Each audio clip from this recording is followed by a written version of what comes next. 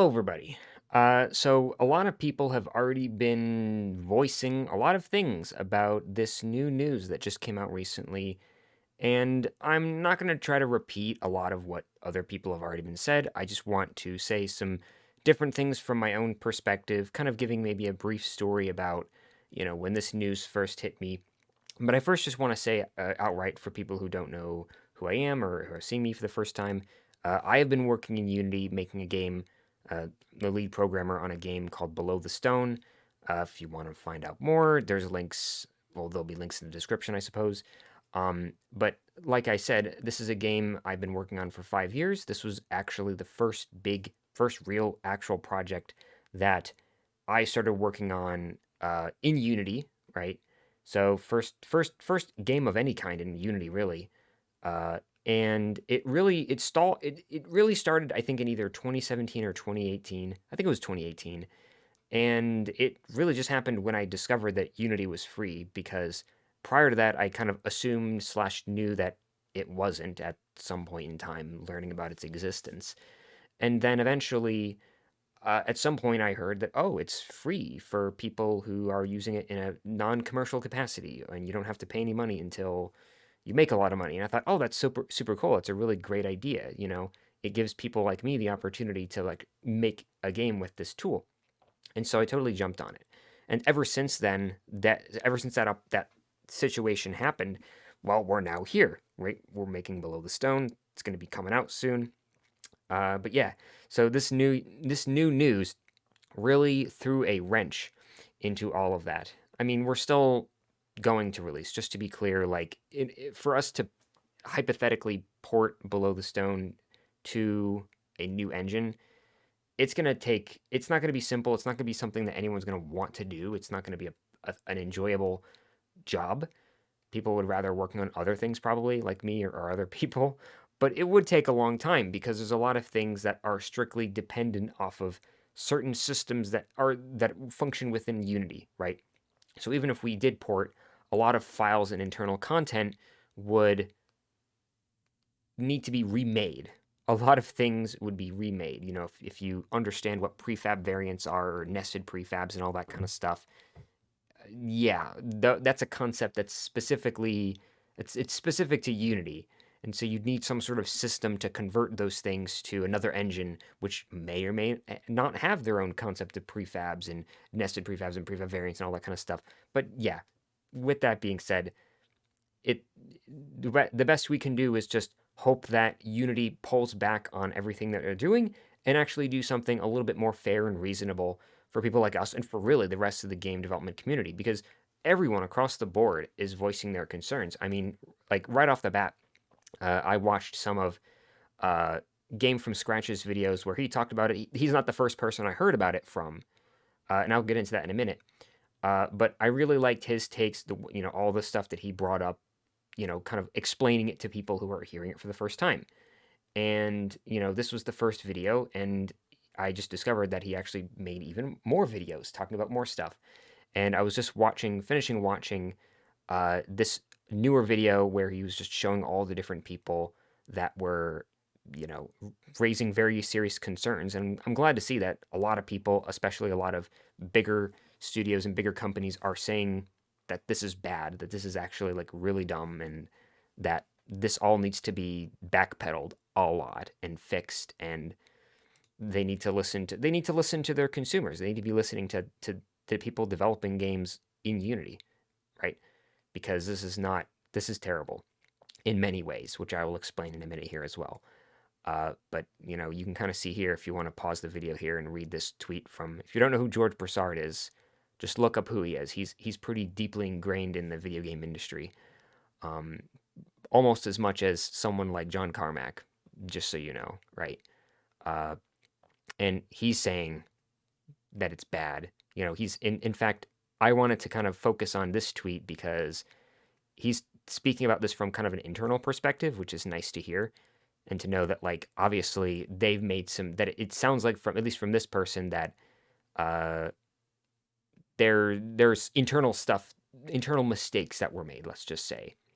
But with that being said, uh yeah, I know, all I'm saying is I know that there's other people who have already made videos talking about this, but right now I just want to kind of tell a story about how this came to me, and it says something about a lot of the screw ups that happened through this whole announcement. And I want to start with this tweet actually. So this was actually the first time that I was exposed to this news. This is the first time I heard about it, and even though I think Gary Newman is a great developer, you know, hearing it from him from the first time I think was not great because a lot of the things that he originally mentioned in the tweet are, I don't think necessarily true, but that's not to say that he's wrong or anything. It's just that these were his interpretations of what the news was. So it goes to show you that it's not Gary's fault. It's not Gary Newman's fault for thinking these things. It's because they didn't really put out or explain or communicate their plans very well to begin with. And on top of that, even if they did explain it well, I think people would still be upset. It's just that probably people would be less upset because they'd understand more properly what they're going to do and things would be better, right? So, for example, and this is the one thing that out of all the things that personally concerns me the most and upsets me, um, well, it's one of these things, but so he's mentioning that from the news that he heard, and he mentioned some other things here as well, but the one thing he doesn't like is that Unity can just start charging us a tax per install. They can do so unilaterally. They can charge whatever they want. And I was kind of confused by a lot of these statements, and I wanted to know where exactly. And I think yeah, I never got a response about it. But I was kind of originally confused about where he was getting these bullet point information from exactly, because it's well, you could go to the grocery store and they could charge $30 for a tomato, let's say, just throwing something out there. That's something anyone can do. But I think really what he's saying is that this is part of the confusion, is that it's kind of and it was said in this video here actually by Games from Scratch, that uh, it's kind of like you buy something, right, for a certain price, and then after buying it, the company decides, hey, we're gonna actually that was we gave you the wrong price. We're gonna jack up the price, and you're gonna have to pay the difference, right, or something like that. I think that's basically what this is coming from. But at the same time, it feels weird that a company would actually say something like that, or say that that's how they're gonna do things, and into whatever extent that they're saying. And that's kind of part of this, just what, me reading this going, where is this coming from? Again, I didn't read the blog post at this point. This is the first thing I ever read, and I'm Gary Newman saying they can charge whatever they want. It feels like there's a lot of missing context here, let's just say. They can add install tracking. This is the thing that really concerned me, because again, I'm where are they saying this? Where are they explicitly saying that they're going to do this? And it concerns me because of all things, because many, many months ago, there was another bit of Unity controversy that actually bothered me a whole lot more. I feel like this is something that, and I could be totally wrong, I feel like this new bad stuff is going to be backpedaled on a lot, although who knows, right? There's a lot of big companies doing things that their consumers don't like, and they barely do anything about it anyway, so it's just kind of the pattern of the world we live in now, sadly. Um, but you know, I feel more confident that this isn't gonna pan out uh, as the way that Unity is putting it out there. It's gonna change. It's gonna be adjusted and pulled back and things. Um, but the news that I was referring to, I believe it was related to the merging of Unity and some other company that was related to viruses, and there's a lot of stuff going on about it. A lot of different people talking about it, and it got me upset because you know, number one, like being someone again who's been, writing a lot of code for 5 years straight, you know, for for almost basically for no money. I have gotten money for it, but it's not continuous, right? I was able to get a little bit personally through the Kickstarter we did, but it was a small fraction of the Kickstarter. So it's just like it was just enough to like help pay for things like car repair and my phone bill and things like that. But anyway, uh, outside of that, I haven't been getting. I'm just we're waiting to release the game. You release the game, then you get paid. So with that being said, I'm you know kind of anxious about the fact that people might say that, oh, I'm not going to buy your game because it's built in Unity. And it's like, and unless you port your game to Unity, we're not going to, buy it or whatever. And just like, look, like, your reasons for being concerned about the concerns you have don't exist because you're misunderstanding the news. And this is again in reference to the old news from many, many months ago, where a lot of people were assuming that like Unity was going to have a virus or something, or that they were going to intentionally install bad stuff. But it was just, I think, news being misinterpreted and people assuming that something was going to happen that wasn't necessarily going to happen.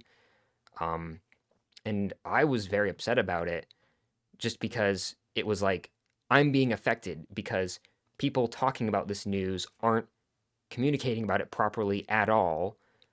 And it's going to affect, the end result of all of this work I've been doing. Like again, like I said before, we can't just for some people in Unity it's more possible.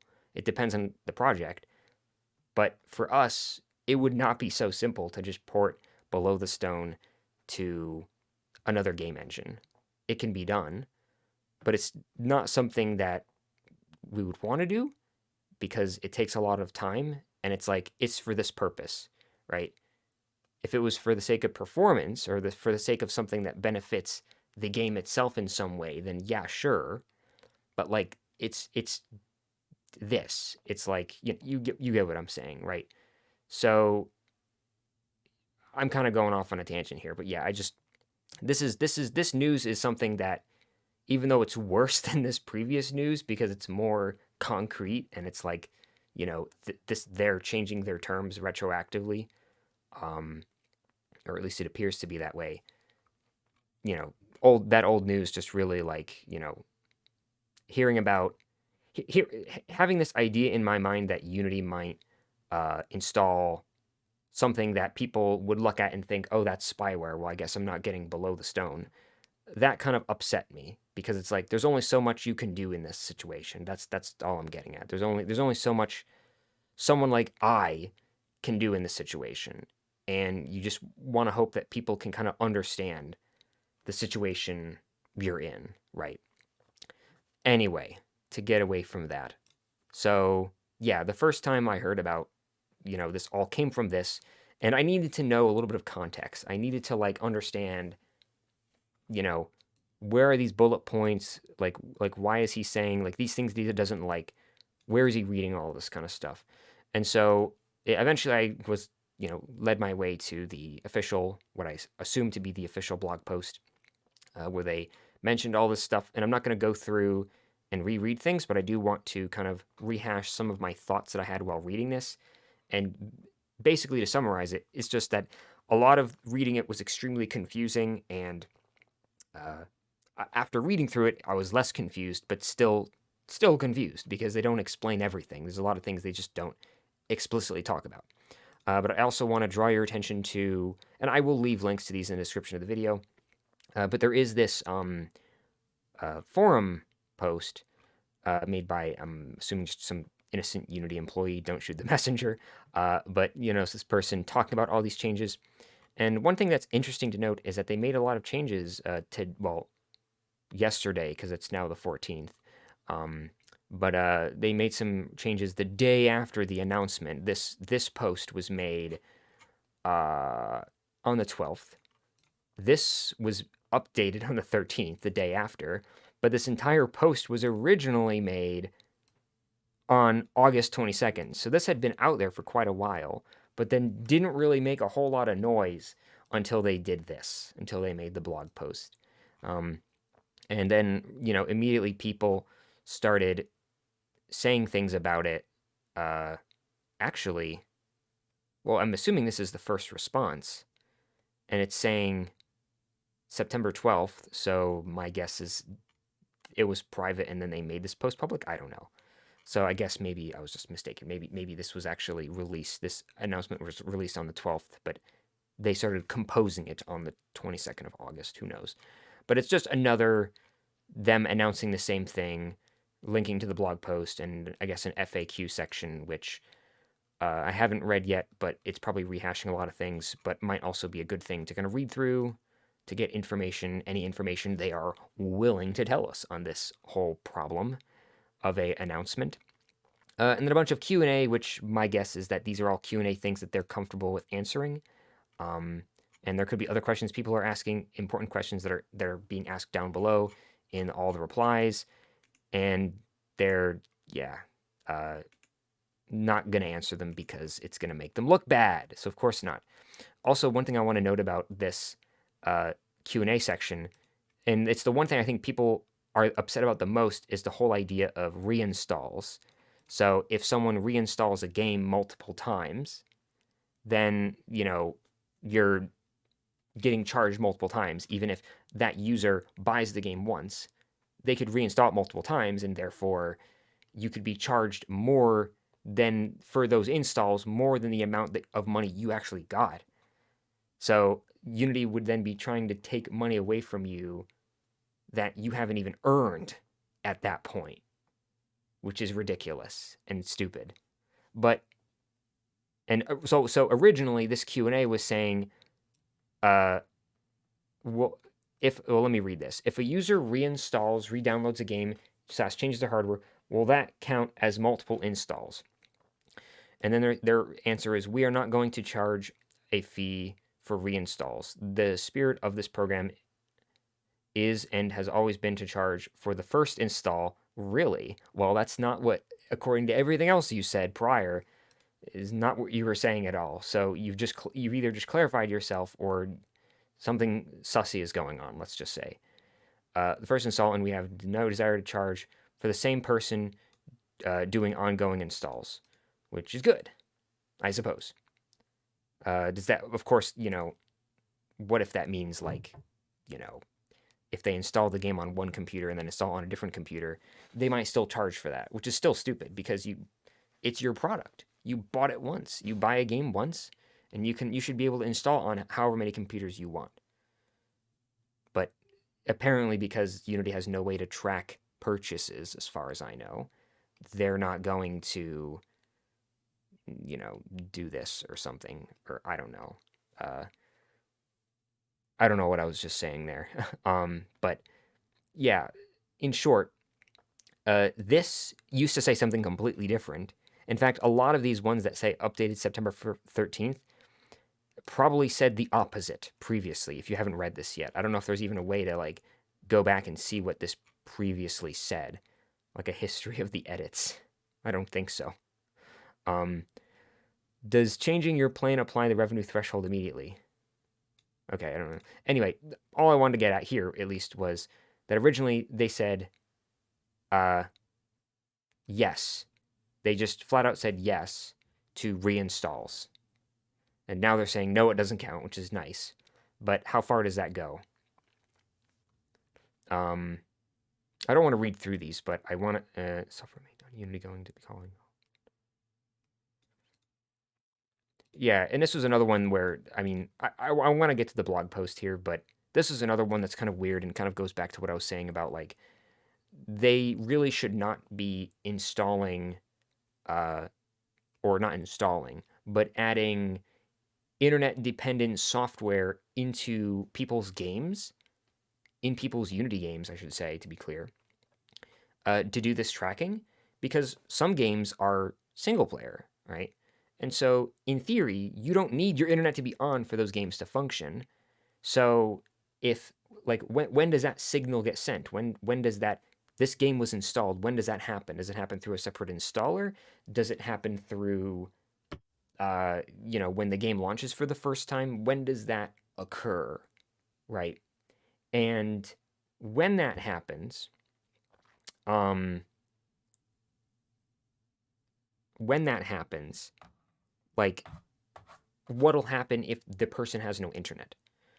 Because that could happen. Maybe someone wants to play their favorite game with no internet on, and is the software going to be like, oh, we're not connected to the internet, we're just going to crash the program and not allow you to play because so they're basically going to block you out of playing a game that you bought because you're not connected to the internet, right? The same BS that like Windows 11 is now doing, which is still BS, still BS. It's insinuating that people are arguing that it's not BS. It's still BS that in order to make a computer function, you need internet, right? That computers need to be dependent on internet, which they don't need to be, right? You need internet if you want to connect to other computers. If you're not trying to connect to other computers, you don't need the internet. Full stop, right? If a game is single player only, it does not need internet, okay? It doesn't. Anyway, but this question is saying, is software made in Unity going to be calling home, so like using the internet, to Unity whenever it's run, even for enterprise licenses? And their answer is beating around the bush. We use a composite model. Thank you so much. That's exactly what I was asking. For counting runtime installs that collects data from numerous sources. The Unity runtime fee will use data in compliance with GDPR and CCPA. Oh, of course. I'm a person that knows what those two things are because those things exist to 100% support the consumer. And if you look into what GDPR and CCPA is, you're probably going to realize that, and I could be wrong here, I have no idea. I haven't looked into it, I'll be honest with you. They're probably like long lists of like, things that you have to go through to figure out, what does it mean for them to be compliant and what are they allowed to do? What are they able to do while still being compliant to these things? Part of me thinks CCPA is like a COPPA thing because I don't know, because it sounds like COPPA, but I could be wrong. But with whatever these things are, there might be clauses or loopholes that they're using to say we're compliant, but Unity could still do this or something. I don't know. That's not what they're saying. They're just trying to answer the question by saying they're compliant in these things that I've never heard of, instead of just saying, no, we are not putting stuff into, built Unity games that annoy people and people might call spyware because it's sending information, weird information to Unity servers or something like that. Like, and then force quitting applications that aren't connected to the internet, even if they're only single player games. Yeah. The data being requested is aggregated and is used for the billing process. And this is another thing, which is, again, like, if they're doing this, then they should be at least telling the developers, they should be reporting this information to developers. And also, there needs to be a lot of transparency when it comes to what this, how they're actually getting this data. They're not explaining how they get the data. They're just saying they use a composite model, which to me sounds like it's a thing it's a thing they made. It's a composite model. Composite meaning made of many different things brought together, and a model is like a function, right? And in this case, the function takes in all these different parameters, these different things, data points that they can get about a game that they are able to get, and the output of that function is I'm assuming a guesstimation of how many installs a game has done. So I guess that's nice, if they're going to be like what they should do is be transparent about it, first of all, because their model could be whatever. So in that effect, they could charge in that sense. They could set up this model to benefit themselves, which is not really nice. So they should be transparent about it at the very least. In the same way that when you go to the grocery store and you buy something, they're not gonna hide the price from you until the moment you buy the item and now you owe them money, right? It's not like so because of that, like, they should be explaining how that model works and, the information that goes into the model, like how do they calculate these values and stuff. And also just be in general clear about what they're putting in the game, in people's games, because, well, they shouldn't be putting certain things in people's games. They shouldn't be doing all the things that I just mentioned. But again, this answer just sounds like they're beating around the bush with that kind of stuff. Um, the only reassuring thing about this is that I think about if you buy a game, let's say in 2023, and let's say that a person 10 years down the line reformats their computer for whatever reason and then reinstalls the game through Steam, is that going to charge the developer? Are they going to be charged 10 years after the person bought the game? Which is stupid.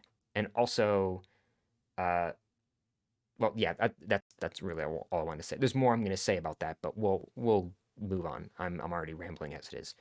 So eventually, I first read this, you know, getting upset and thinking, I hope they're not doing what I think they're doing. Trying to look for the blog post, eventually finding it, and then kind of reading through it, trying to decipher what exactly they were trying to say through the process, because everything is said backwards. They say they say certain things, and then you just go, "What does this mean?" But then they don't explain what it means until down the line, down in the post. So yeah, forum thing. Check this out. I'll link it in the description. I also noticed this today, where a person was posting this. This is related to a specific thing, which you might look at, and a lot of people might look at and think they're bold. What gives them the right to do this? This is a lot of people in the replies here have been saying that like this there might be a lot of legal issues with this, that they might get in trouble for this. Who knows? I don't know. Most of us aren't lawyers. We're just making guesses based off of what sounds illegal and what sounds legal and all those kind of things. And being a lot of the shady shit that they appear to have done here leads a lot of people to believe that what they're doing is illegal, or at least should be illegal. And if not, then what they're doing is extremely shady and unethical either way, and they should get in trouble for it. So there's that. And yeah. And then, of course, there's all the slew of Twitter posts talking about the same thing and all the different things that people are saying, which is another thing I want to bring your focus to, is that a lot of people are saying different things about this whole issue, which just goes to show that really they didn't communicate this at all really well. They didn't know, there was no good communication here. So the first thing that confused me, or actually it wasn't something that confused me, but it just made me kind of like sigh a little bit, because they literally start off this entire post, whatever you want to call it, and they start off by saying they're introducing a fee. Okay. So starting off something like this with the word fee, if you're trying to get people to approve of what you're doing, is not a good idea, right? But they chose fire, right? They chose to this is what they chose. They chose to start off calling it a fee, introduce, no, not really smart. Maybe the person who was writing this article, I'm just speculating, maybe the person who wrote this article knew how bad this was and meant to write it in such a way that like made it sound as bad as possible so that it would create an uproar. Maybe, I don't know, just speculating. I could be totally wrong. But yeah, after this there's a lot of confusing things. So number one, fee, we're adding a new fee. Nobody likes to hear that. Is based upon each time a qualifying game is downloaded by an end user. So they use the word downloaded here. Let's continue. We choose this because each time a game is downloaded, the Unity runtime is installed. Okay. So they're kind of stating outright that like each time a game is downloaded, the Unity runtime is installed. And so what this leads people to think is that you can install a game, you can download/install a game, uninstall it, and then re-download it again, because you can download it multiple times. That's how downloading works. You're just requesting files from an external server, and you could do that, right? And so what this is saying is that each time the game is downloaded, the Unity runtime is installed. So this can happen multiple times if some end user did that, and that the fee is based upon each time a qualifying game is downloaded by an end user. So each time you download a game, You get fee. This is like literally the nail in the coffin for like the dumbest way you could word this, unless this is exactly the way they intended on wording it. And if this is the case, this is the most dumbest thing that they could ever strategy of business modeling they could ever possibly do. But the one thing that was confusing about this entire thing, and I think I understand it now. It took me multiple, I had to read this multiple times to get it, is that they're both using the word downloaded and installed, but they're referring to the Unity runtime, which it's not clear whether or not the Unity runtime is this thing that's intertwined with your game or whether it's a completely separate thing, meaning that when you um, when you download slash install a game made in Unity, that it also will install the Unity runtime, but it's separate. So if you uninstall that game and re-download it, it doesn't constitute the Unity runtime being installed again, or something like that. And even then, it's kind of weird to think that a developer would be charged for someone installing the Unity runtime, let's say on their PC and then maybe on their laptop for the same game. It still does not make a whole lot of sense, right? And when we get to do some math here, because I want to do some math here in a bit, to kind of paint a picture of what's some of the BS going on here. This is basically like think about, right now you can get Unity Pro $2,000 a year, right?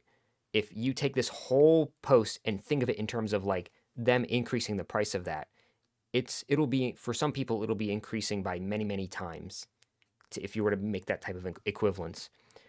We also install-based fee allows creators to keep the ongoing financial gains from player engagement, unlike revenue share. This kind of part I was extremely confused by.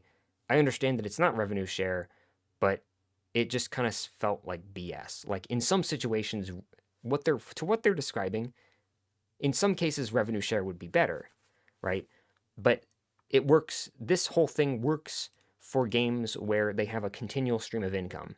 Not all games have that, and not all games should necessarily have to have something like that, right? It works for people who, you know, it.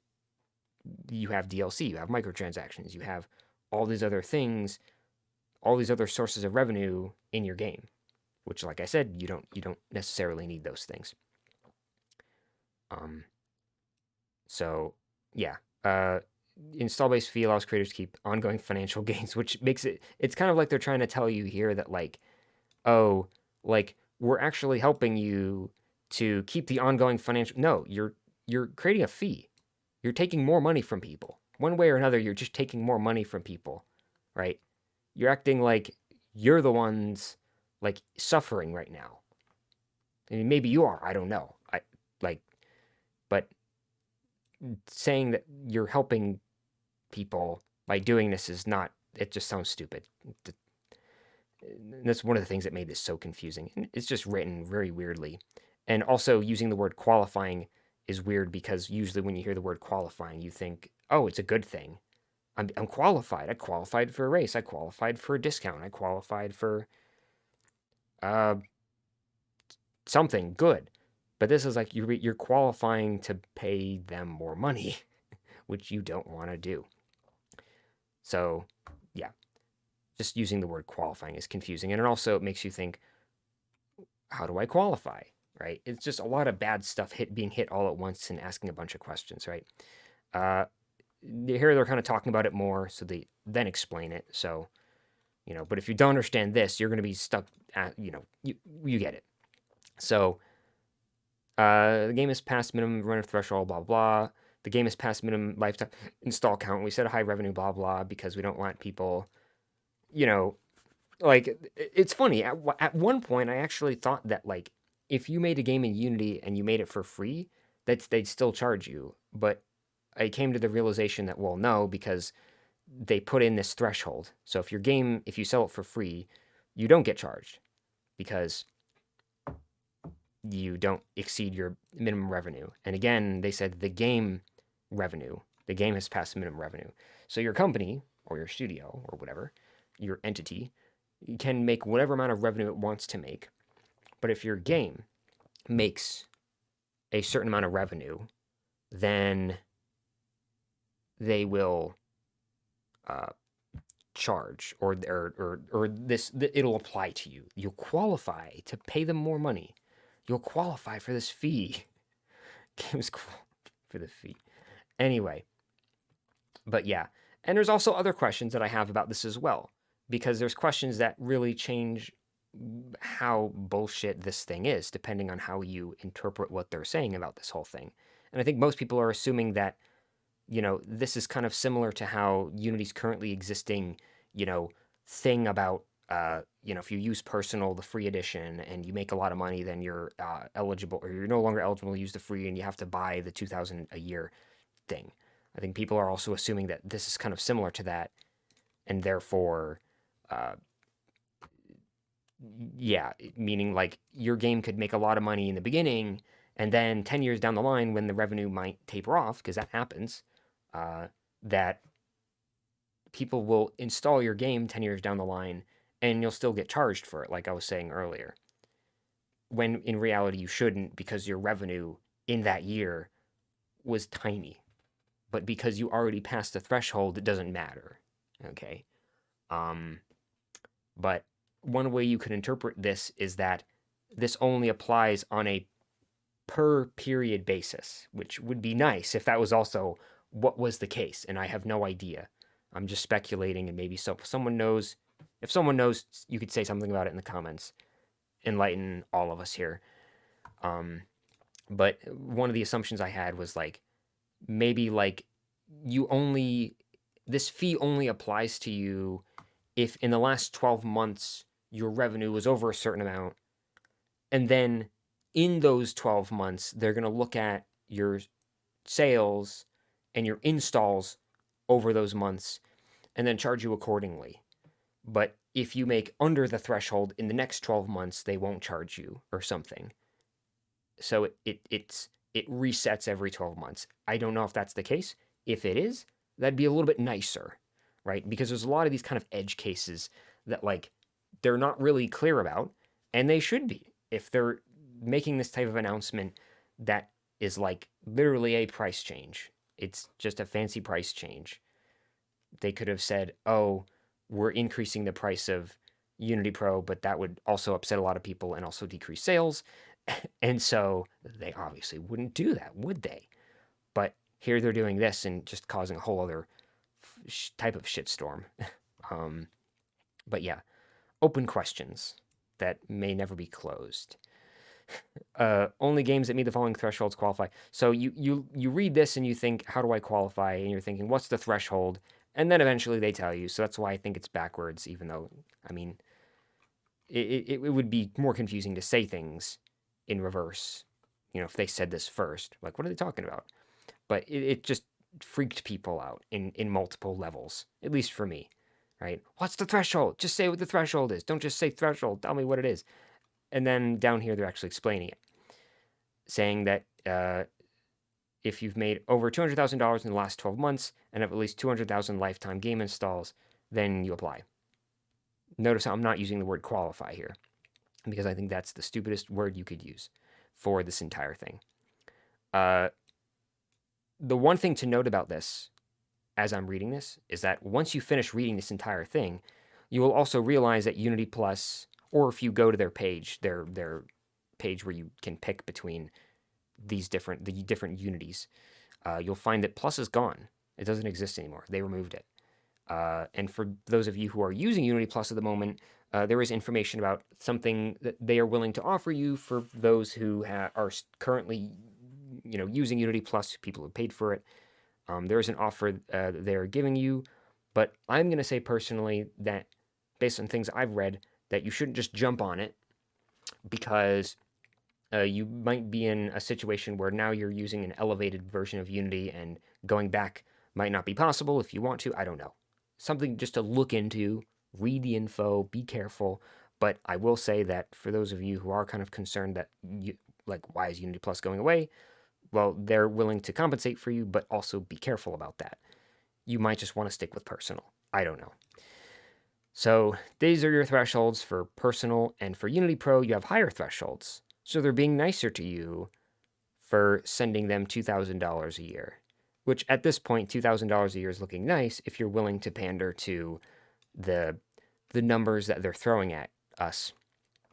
But yeah, flexibility and discounts for yeah. So with this new policy, I said I wasn't going to read through it, but I am. There's license, game passes, revenue.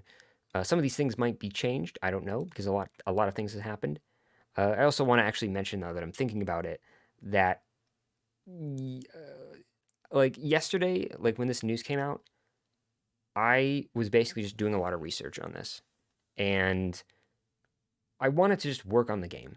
I just wanted to code, but I didn't get to because this is a serious issue, and I basically spent all day, you know, just going through this uh, with the intent to also make a video and just kind of give my take on it because a lot of people are, making videos about this, and this seems like a very big situation, and people might be curious to see, the take of other developers. So this is just our take, right? My view on this is just to understand this whole situation, and so that everyone can understand the situation as best as possible, and then say, Unity, stop doing this. I mean, that's what people are already doing, but it's important for people to do that with a full understanding of what's going on here, because a lot of people are missing a lot of important details, understandably. Uh, just for scale, Unity Pro and Enterprise subscribers are eligible for volume discounts and good stuff. That, yeah, good stuff for people who have the money. Finally, we structured our fees so that we take into account the variability of game monetization between more established regions like Europe. Okay, yeah, regions, different places where it's harder to be a game dev. So this is the whole thing, and they call it a schedule, which is, I think, where people will start calling this a tax, even though there's nowhere where they're saying it's a tax, but everyone, like, different people are calling it a tax, which I think is a good way to a good way to label it. So if you look at this graph, you can start to kind of see how to calculate these things and get an idea of like how this is going to apply to you or to us, to me, to Below the Stone in this case.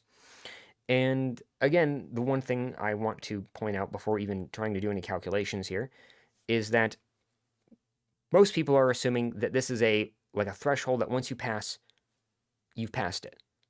And this applies to you for the rest of the lifetime of your game. But if that's not the case, they should be clear about that. And I hope that that's the case. I hope it's the case that this isn't like, and hey, there could be, maybe the situation is I'm assuming something that everyone else is not. Like maybe everyone else knows that this is functioning in a better way than I'm assuming in my own mind. And maybe it's just me. I don't know. Who knows?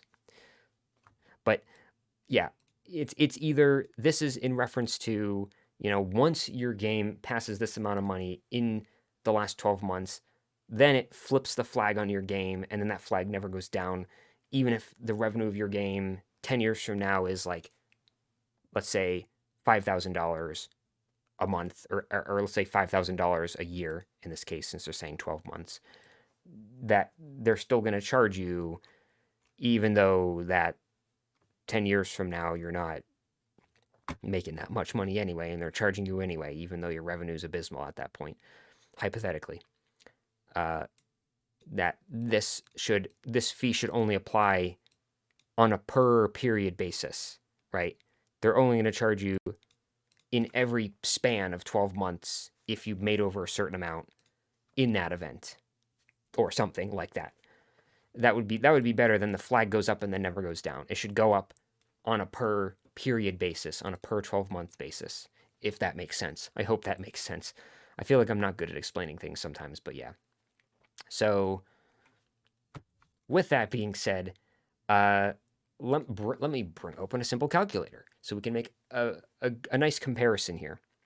Okay. Now, I was trying to do some like hypothetical calculations, and I realized that there might have been some intuitional mistakes with what I was doing with the numbers, or like assuming. And, because these are big numbers, right? Like when they talk about installs, they're not talking about the amount of times a person bought a game. They're talking about installs. So you could buy a game once, and that would count as one install, hypothetically. But then you could install that game on multiple computers. So you can assume that maybe they have a metric where they say, each sale equates to roughly about this many installs. And so it's based off of that. And that's what these numbers are based off of. Although I have no idea because they don't disclose that information. They don't say what their models are. So we have no idea, which is not good because they're going to be charging us based off of it. And they should be telling us that. They should be telling us how they're charging us, right? When you go to the garage to fix your car, they tell you what each thing costed, right? So, with that being said, let's attempt to paint a picture here of how stupid this is. And why I also think this is basically a type of revenue share. Okay? Let's say, for example, let's pretend they do revenue share. Let's just pretend for a minute. Let's pretend they do a 2% revenue share. So if you sell a game for $20, let's say, and Unity wants 2% of your revenue, and this is ignoring the Steam cut and all the cuts that come from other places and whatever. Let's just assume this is, cow in a vacuum, spherical cow in a vacuum. Assume that this is the only cut that exists. $20 times 0.02 for 2% is 4 cents. No, 40 cents. I'm sorry. 40 cents. 40 pennies. US pennies. Also funny, this doesn't even account other countries' currencies now that I think about it. This is all based off of US dollars, just realized. Anyway, so with that being said, this is their cut. So if you sell your game for less than $20, this number would be smaller. It'll scale, which is reasonable, right? But this number doesn't scale with the price of your game.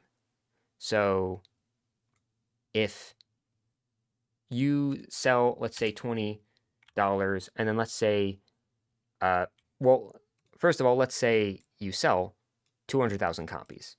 I don't even need to do any math for that. I just typed in 200,000 and typed 0.02. That's, did I do that correct? $200,000, 2% is $4,000. I'm kind of surprised by that number. I thought it was going to be bigger. That is 2% of your revenue. Keep that number in mind, $4,000. I mean, it'll be right here. So, but now let's say that you release your game, and of course this is all hypothetical, and this is kind of what I was saying before. Let's say you sell your game for $20, whatever. Oh yeah, let me punch that in. So you sell your game, you make $200,000 in the first year, and let's say you're selling the game for $20.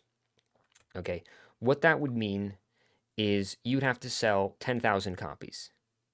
So this is one thing that when I originally did the math, I was kind of confused. But yeah, so when I did the math before, I got a different number, and I was like, what the, But here, what it's saying is that if you sell a game for $20 and you sell 10,000 copies in a year, which is below this threshold, keep in mind, then that will be, that'll be that, right? That'll be that. So if you sell, 20 copies the install threshold is 200,000, and let's assume that people install the game at least 2 times, so there's two installs per purchase of the game, then that will mean that 100,000 sales for $20 is $2 million.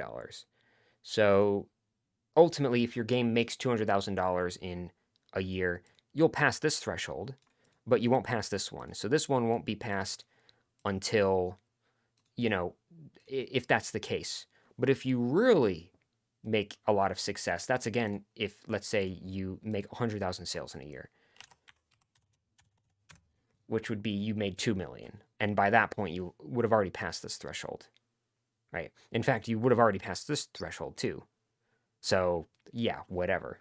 Um, so with that being said, uh, if let's say you pass this, like this is my hypothetical. Let's say you pass this threshold within the first 12 months of the release of your game to keep things simple. In order to pass that threshold, you have to literally make $2 million in a year, which is that's a lot of money, but it's also a good lump sum, right? Because there's a lot of programmers out there, like on average, and this is based off of things I've read from websites, from like different websites that talk about like the prices of different jobs and things. Like $60,000 is like an average. There's programmers get paid more. There's programmers who get paid less, right? But let's say you're a programmer that gets paid $60,000 a year. All right, this is just to give you an idea of, 2 million is a lot of money, but if you're a company or a game studio, that money can be drained pretty quickly, especially if you're using it wisely, right? Take that number, 2 million, and you divide it by 60,000 for a year, and that gives you 33 years, which is a lot of years, but usually studios have more people. So if you take this number, 60,000, and you multiply it by, say, 5, let's say you want a studio of 5 people that are getting paid this amount of money, that's $300,000, right? So now and again, this is just numbers I'm throwing out, so it's not like, they're just numbers, right, to give you an idea of scale here. But we get a number, that 2 million, and we divide it by 300,000, you get 6, right? So what this is saying is that without any consideration of fees, if your game does really well and you make $2 million in a year, that affords you the ability to pay 5 developers, and let's say you pay them $60,000 a year, to pay those 5 developers $60,000 a year for about 6 years. And then after that, you got to start looking for more money. And that's only looking at programmers. That doesn't consider the musicians, and that doesn't consider the artists and the other sound designers and the animators and the level designers and any other people, right? That's just explicitly looking at programmers to keep the example, again, to keep it simple, right? $2 million is a lot of money to a lot of people. But when you're making a game and you're making it like on a higher level of production, that's a lot of money. Or actually, well, it is a lot of money, but it can also be drained really quickly, is what I'm saying, right? You only have 6 years. Below the Stone has been in development, like I said, for 5 years. So, of course, we've been working on lesser means, right? Like I said earlier, I haven't been being paid to a full degree. So, if we could pay ourselves that nicely, we would, but we aren't. And these numbers just give you an idea of like, what $2 million can do for a game studio, right? But anyway, if, let's say this applies to you, you sell a game for $20 and you sell 100,000 copies, assuming that each sale will also represent 2 installs for each sale, $2 million. Now, because you've made, at that point, 200,000 installs, that will mean that if you're in the free, obviously it doesn't matter, how much, like, and again, this is like them trying to coax you to get pro, right? Another, like, you'll have a smaller fee if you get pro. So if you give us money, we'll reduce the penalty. You'll save money if you spend more money or something, like in this weird contrived way. Even though I understand that's basically what bulk buying is. You buy more to save more, but it's a little bit more straightforward, and it's based off of like, oh, I know I'm going to be using all of this eventually, so I might as well get this because I'm spending less anyway. You realize your savings once you've used all the product. It doesn't happen when you buy the product in bulk. Anyway, tangent aside, this number, so 200,000 sales, this is again like your first 12 months, you'd be in this range. So it doesn't matter if you're using free, if you're using personal. So $2 million, or no, wait a minute. No, it wouldn't be $2 million. And this is what makes it different from RevShare. You're not looking at the money. You're not looking at 2 million. You're looking at this number. So it literally would just be 200,000 times 0.2 20 cents per install, which is this. So if this is you, if in the first release of your game, the first 12 months of the release of your game, if you manage to make this much money and somehow, however you are able to look at these metrics, if if you pass this threshold of installs, however you're going to know that as the customer of Unity in this case, then you will pay $40,000 to Unity. $40,000 for that year. You can buy Unity Pro for $2,000. Divide that number by 2,000. In this case, you're paying 20 times the amount of money in this scenario. You would technically save money if, let's say, you take, again, 200,000 times, in this case, it would be in this range, so it would be 0.075, and so you'd pay 15,000. Still a lot of money, and unless I typed that in wrong, I don't think I did. And divide this by, again, 2,000. I know Unity Pro isn't exactly 2,000, it's close to it. You'd be still paying 7 times as much. So you're saving money, but you're still, either way, you're still being screwed. You're just being screwed less, slightly less, right? But either way, we're all being screwed, right? Again, this is money, like, it's, yeah, $15,000, or for if you're using free, it's, $40,000. Or you could just not use Unity at all. In our case, we don't have that freedom, right? Which is something that Unity shouldn't be able to hold over our heads, but, it is what it is. So, yeah. What else was I going to say about this? In case you're confused, this has to do with if you are in a different country. So, like India, I think someone, well, I don't, it's not mentioned here, but I think it's like India would apply. But here it's like, for different regions, they're going to charge different amounts, which is fair. And that fairness is relative to all this other crap, right? Globally, it's not fair. Like, it's not even fair to these people globally, because now they have to pay more as well. So they're trying to make it look like it's fair, especially by doing things like this. Oh, we're trying to be fair. Like, you're charging everyone more money across the board, and ironically charging less for people who are already who are sending you $2,000 a year. But they're still getting screwed either way. You're still spending more money, and that's for people in the free version. That's $40,000 that could go towards a year of paying for a developer. That's one less year that you have to make your game. Okay?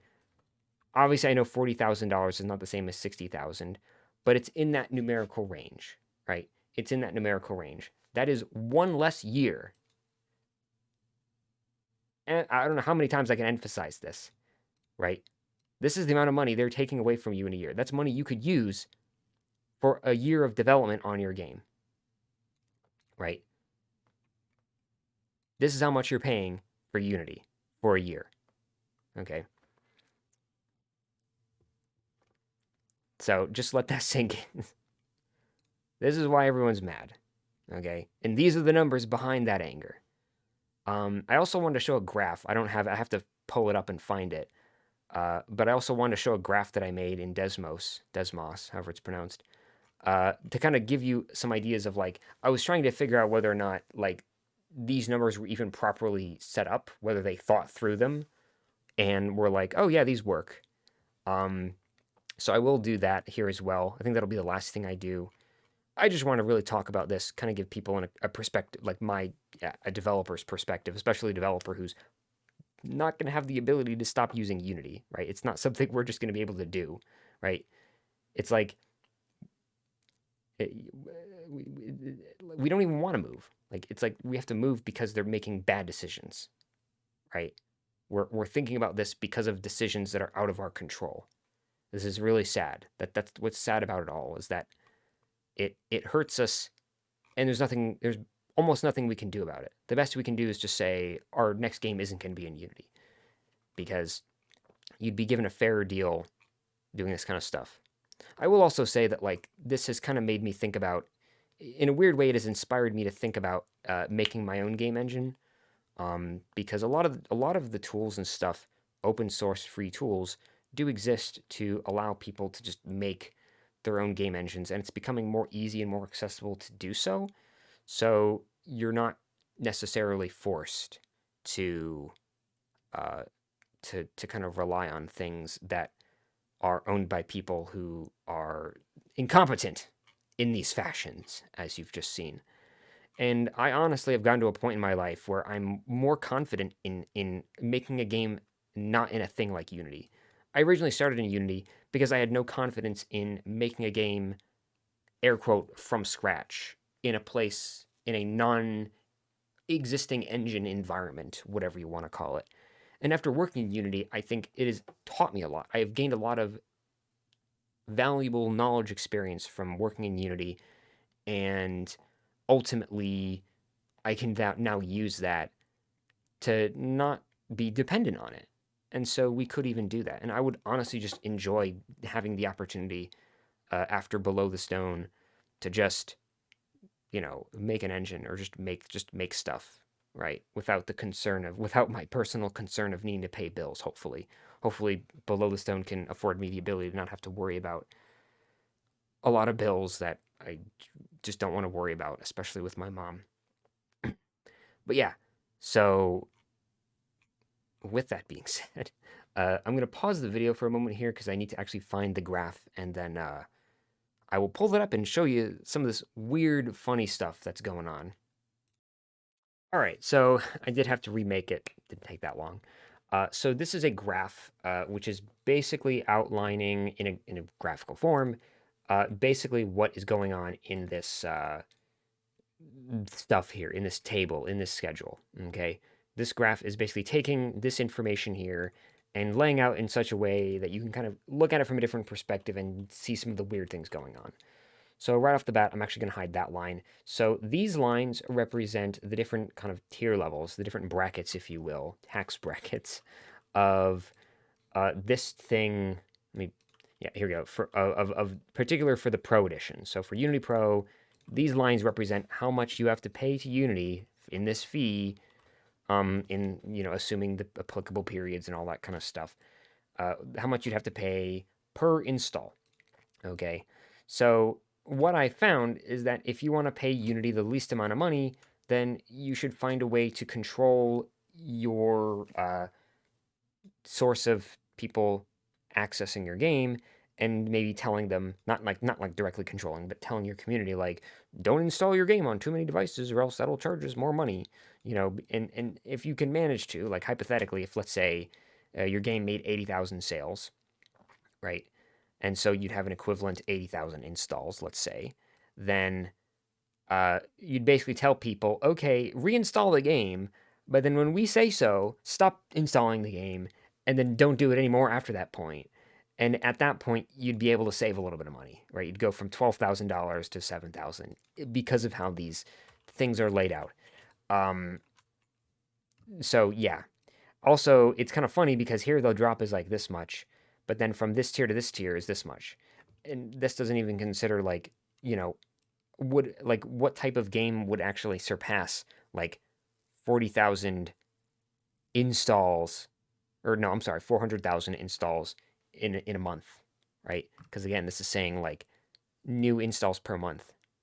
So this is assuming these two criteria are true, and you get charged new installs per month. You get charged this many per install. So I'm assuming they charge you per month. That's what I'm guessing. I don't know. According to this. Uh, so in that case, um, if let's say you make in a month, if you sell, let's say 400,000 copies of your game, you tell your community to reinstall your game a bunch of times until you surpass 500,000 sales, and then you go from owing 636,000 to 15,000. You save money because of just this drop. Unless I entered this information wrong, which I'm pretty sure I did. 500,000, 1 million, 3%.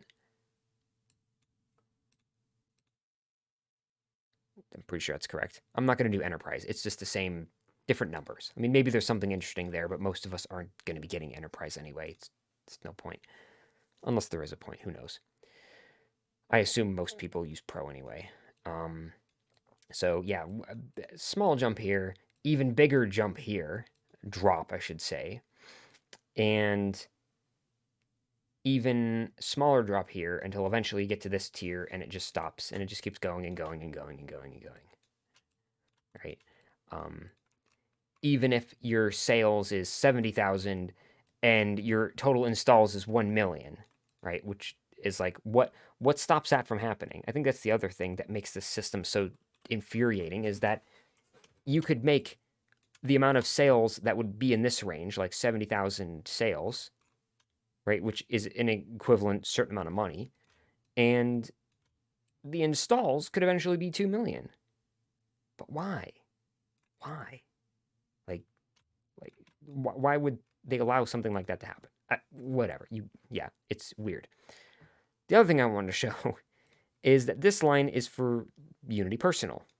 So it just goes to show you how much they're trying to push you towards this, right? This could literally be what even free people. This line could even be for free people, which would be more fair. It would be more fair, right? It's still worse than this thing never happening, but it's more fair than this whole line right here. So it's just coaxing people to buy Pro, right?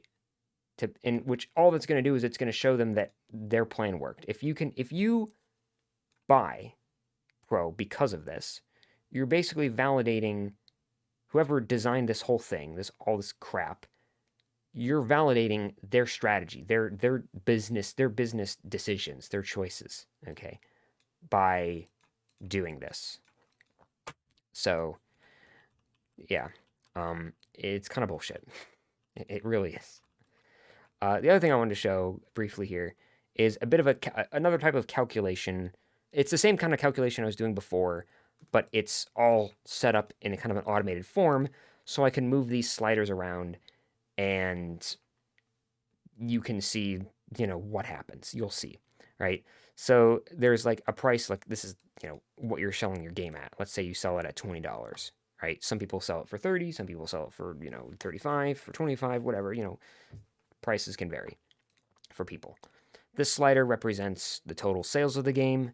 So this number, I guess, is going to be in a month span of time. It's not necessarily all sales. It's just, again, in conjunction with these numbers, right? Like if you sold this many copies in a month, assuming that they're going to charge you, doing all this kind of stuff, right? So if we assume you made this many sales in a month. Also, or it could be a year, depending on how you want to look at it, I suppose. But then we have these calculated values. So we have total installs, right, which is just sales times 2, and we're just again, I'm making this assumption that like on average, each person who installs a game or buys a game, I should say, installs it at least twice, and they saw it on their main computer and maybe on a different computer or something. Even though that number is going to be obviously higher, and so just keep that in mind. This number could be bigger. And because it could be bigger, it means you could be paying more than this. All right. And then, of course, this is FEE, fee. So this is plugging that number, that calculated number of installs. So this is my composite model, to use their term, composite model. It's basically this. And then you take that number, you plug it into this function, which is, in this case, this line right here. So this is assuming you're using Unity free, which I think most people at this point should be. I understand there's reasons to go to Unity Pro. And one thing I forgot to mention, actually, which I wanted to mention earlier, and this kind of makes me not want to even get Pro at all, not even consider it at all, which is that technically it sounds like they are making it so that, what was it? Something about, see if I can find it here. With this new policy, blah, blah, blah, we will offer Unity Personal to anyone, regardless of how much revenue they make, to provide more flexibility in how creators manage their licenses. So it sounds like what they're saying is that if you make a lot of money with Unity Personal, you no longer have to go to Pro. And that's, of course, because they're already going to be sacking you tons of money anyway. So they might as well give it to you. So it doesn't matter. You're not safe, okay? You're not safe from them beg, trying to bend your arm behind your back to take your money, take your milk money. Um, so yeah, so we're traded one nice thing for one very bad thing, big bad thing that's even worse. Uh, you're no longer safe from money being drained away from you, even in the free personal edition. But only if you make a lot of money, of course. That's the key takeaway they want to remember that make sure that you remember that we're only going to take money away from you if you make a lot of money, okay? Even if it's a ridiculous amount of money, right? That's uncalled for. So anyway, yeah, that's what this white line right here is. That's this, and that's what I'm using in these things right here, okay? I could be using these other lines, but I'm going to hide those for now. I'm just using this. This is for everyone who is not paying for Pro. So, I mean, you can see the number here. You can see the number, and this kind of goes back to what I was saying before. So, if you sell a game for $20, you make 50,000 sales in a month, which is, you know, is that a realist? Like that probably doesn't happen to most people. Most people, I think, are going to make, well, I don't know what most people are going to make. I shouldn't say that. But some people might make 5,000, right? At that point, your total installs is 10,000 and sales, your revenue is 100,000, okay? So again, this is like making a lot of assumptions of like, have you already passed the threshold, things like that, yada, yada, yada. So if you make 5,000 sales, is that really going to affect you? I don't know. Uh, it, your revenue is over 100,000 at that point, and if we go back to the graph, you can see that actually that would be just below that amount. But that assumes that maybe you didn't pass that threshold years ago. I don't know. So, yeah, most people aren't gonna make 50,000. Like, let's say so. Oh dear. Let's say this is see what I did there. Let's say this number is not per month but per year. So let's say this is 50,000 sales in a year. Okay, then what that would mean is you plug this in, and I'm going to divide this by 12. Okay, because again, it's all based off per month, and I'm getting kind of confused now because I've been doing this for like an hour. Uh, but yeah, so installs 8,000. Fee in this case would be 1,000, which is not a lot actually. But that's for a month. Keep in mind, not a year, a month. So if you multiply this by 12, right? So it's still more actually. I should have said. And your revenue is 83,000. The key takeaway from this whole thing, just to be clear, is that if we punch in 50,000, then ultimately one of the reasons of trying to do all this math is to basically say that, they're saying this isn't rev share, but you can still equate it to rev share. You can still say if they did rev share, you'd lose this much money, or they take away roughly this percent of your money, right? But with this system, what percentage would they take away? Because remember that $40,000 from before, right? Like if you pass 20,000 installs, that's $40,000, right? Which is a lot of money. And in fact, that number is, let's see here, of the money you made, if it's 200,000, like literally, like let's say you made $200,000, so that's 20%. So, yeah, like that's yeah. I mean, obviously, and like the one thing I'm trying to get at here is this math that I'm doing, uh, it's probably not realistic at all. Okay. I have no idea, like, the games, like, let's say Counter Strike Global Offensive or uh, uh, Fortnite or uh, what's that game? I don't remember the name of that game. That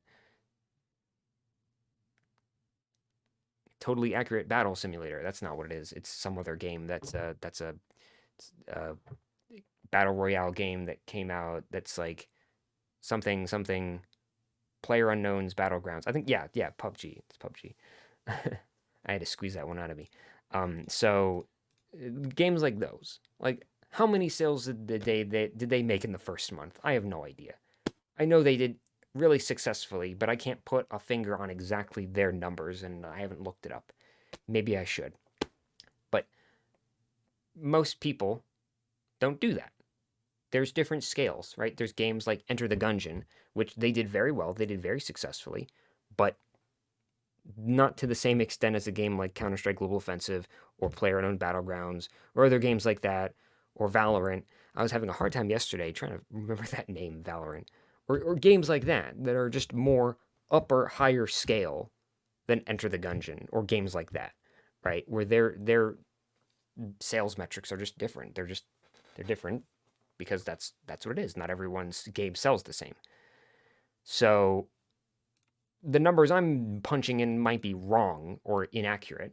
But the point I'm trying to make is that if this is you, if you manage to make $200,000 in a year and you sell over 200,000 copies, right? Which you can manage to do that to do both of those things by selling a game for $20 and selling, let's say, 100,000 copies, at which you'd make $2 million. And the amount of money you'd pay, well, yeah, so yeah, 2 million. Something tells me I'm doing some of the math wrong. You'd $2 million.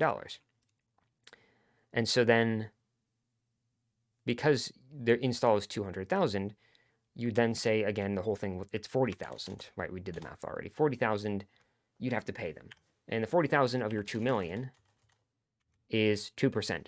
That was the number. That before I got 20%, which is ridiculous, but 2%. So you have to pay up 2% of your revenue, right? So this isn't rev share. It's not like rev share. It's better apparently. It's better than rev share, but you can still equate it to rev share. That's my point, right? And you can see it here, right? Based on how many sales you do and how much, like if I change this knob, right? The more sales you make, it doesn't matter, right? It literally doesn't matter. You could make a ton of money and the installs will increase and the fee will increase, which is ridiculous in terms of the fact that, again, you could make a ton of money. You could make, 100,000 and you'll have to give Unity $40,000 in this case. Or you could make this much and you'd have to pay them even more. Or something like that, right? So you'd still be paying them more money in step with how much money you make, which is more or less rev share. The more money you make, the more money they make. It's rev share, but with like way too many extra steps. That's concerning a lot of people right now. And the one thing that doesn't change, which is, I guess, reassuring, is that this number down here, which is the calculated rev share, which is literally just taking the fee that you'd have to pay for however many sales you make and dividing it by your total revenue. So the more sales you make, the higher your revenue goes. The less sales you make, the lower the fee goes. So they go in line, and therefore this number doesn't change, right? It does change, however, when you change the price of your game.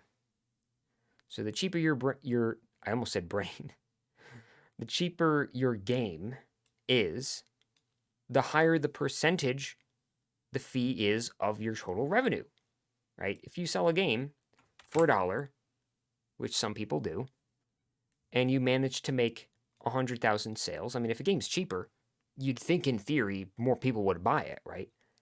You'd get more sales, which is maybe where this is the air quote justification of this entire thing. I don't know. Um, but yeah. So in that event, regardless, if you sell a game at a this amount, you'd literally they'd be taking away 40% of your revenue, right? Like let's go through it. Let's say you make 100,000 sales in a month. I know that's not something that anyone can just do, but let's say that happens. I mean, for a game that's $1, it's more feasible, right? Because it's cheap. And then let's say for each sale, there's 2 installs, which means 200,000 installs. And so you plug that into the equation for the free Unity, for the free Unity version of the deal, of the fee. That's a total amount of money you have to pay up 40,000. But the total amount of money you made is only 100,000. So they're sacking you almost half your money because you're selling a game for $1, which is the one thing that isn't always clear when you're looking at this. I mean, it was clear to me because the amount of money they're taking from you is based off of your sales, but it's not a percentage of your sales. It's a fixed number. So, where am I going? So, this number, $20 per install, this doesn't scale with the price of your game or with your revenue, like what would happen with RevShare. If this was RevShare, and maybe this should happen, but with RevShare, this would be more fair for someone who was selling a game for $1, if that was happening. But it's not, or it is. My brain's dying at this point. it's been over an hour. So yeah.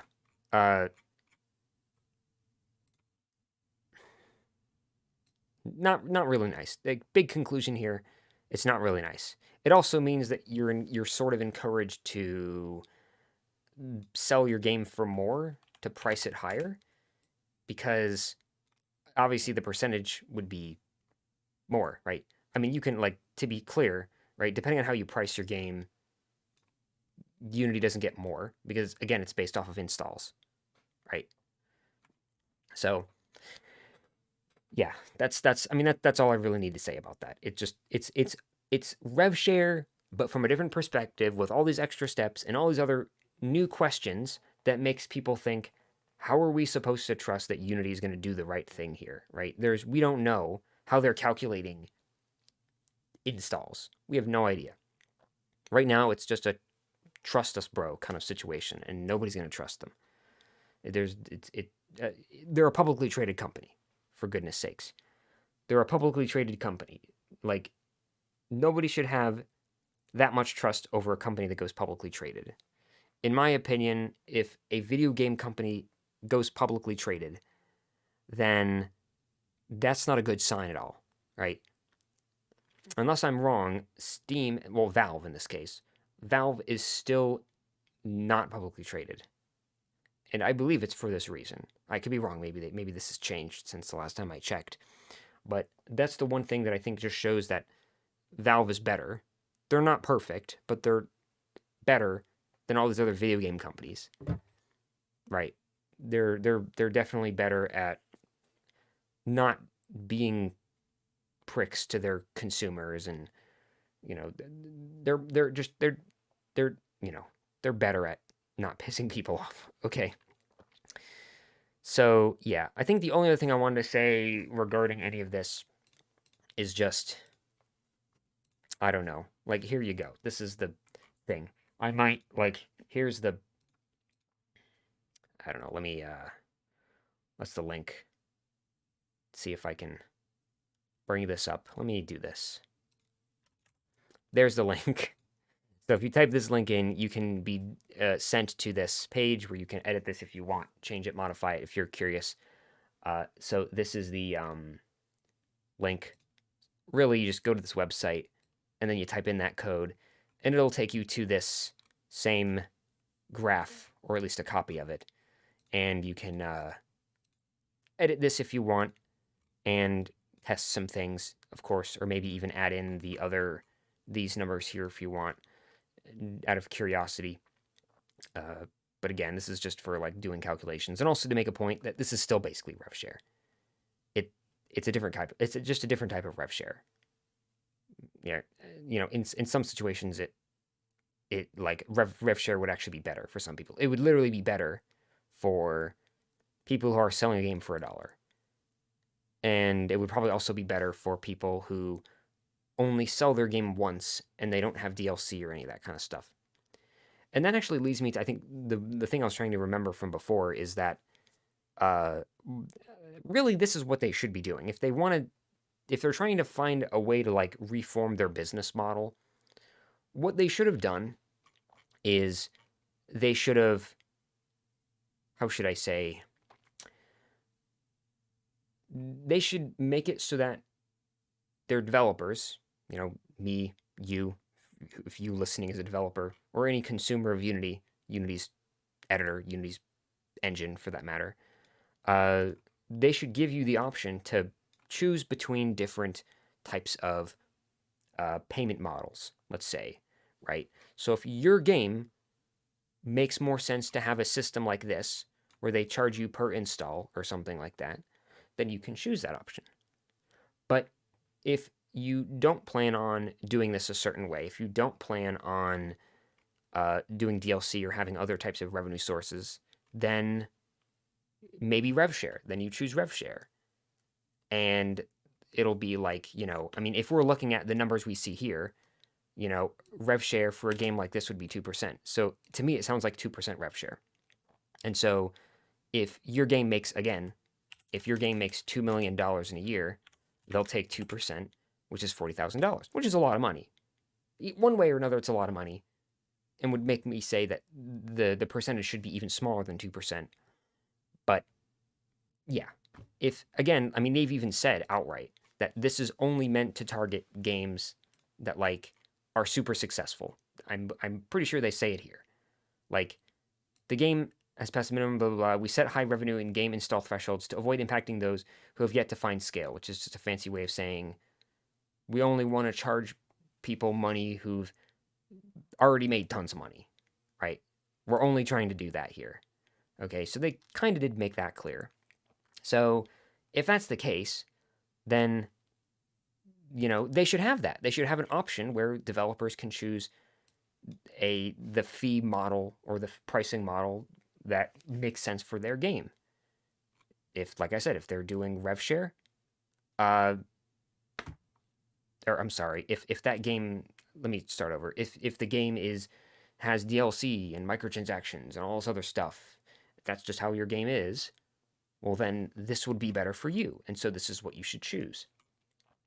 But if your game is just a one-time purchase thing and that's it, then you should choose like you should do rev share then, because the revenue of your game is obviously going to be more finite because you're only making money on the game's sale and that's it. So, also, let's see.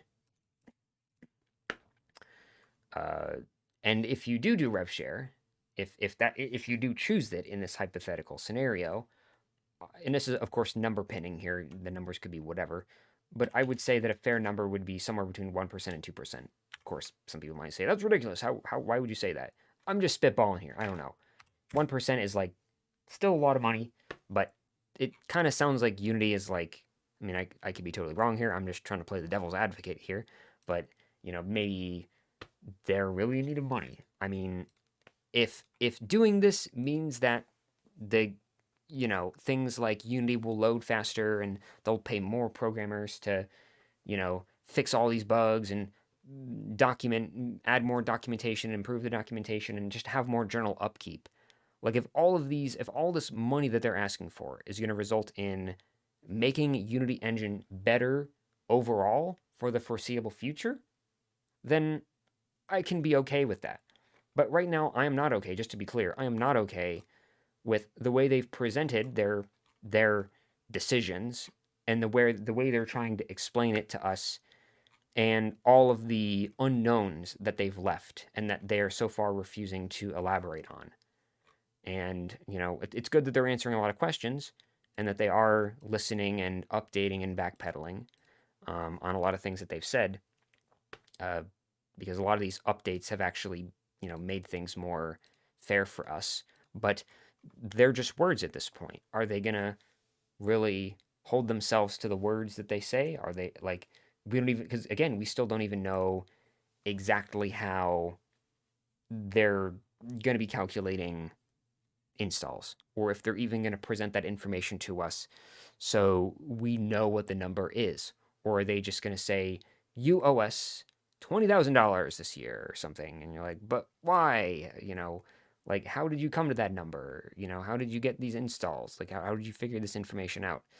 And on top of all this stuff I've mentioned, in the past hour about, you know, Unity games having a internet requirement, even if the game doesn't require internet in and of itself, and things like that, which shouldn't happen.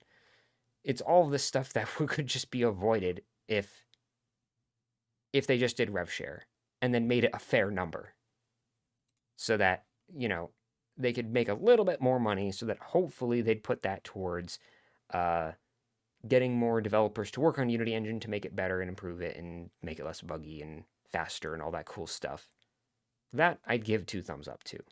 But if that's just money, just so that the people in the high chairs can maintain their redonkulous income and their ego and all that bullshit, then no. I mean, they're never going to say that, but you know. So yeah, I think that's where I'm going to leave off this rant because it's been way too long. I tried to make it short, but these rants are inevitable. It is what it is. It just, yeah, I can't stop myself. But yeah, so thank you all for watching this really long video. If you've made it to this point, maybe I should maybe I should design it this video in such a way that it makes it easier for people to watch this video, because this is just too much. I appreciate it if any of you have actually watched this entire video. I really appreciate it. Maybe I'll make timestamps so that people kind of get an idea, kind of like break up the video and make it easier for people to watch. But yeah, thank you all for watching. Pray that Unity has some sensibility and backpedals on a lot of this and makes this a much more fair plan for everyone involved. They're probably going to want to get more money out of it anyway, one way or another. I get it, whatever. What can you do at this point? They're a publicly traded company. I knew this was going to happen. Not this exact thing, but like, I knew something bad like this was going to happen eventually. Ever since they went publicly traded, it's inevitable. So thank you all for watching. Pray for better things to come, and I'll see you later.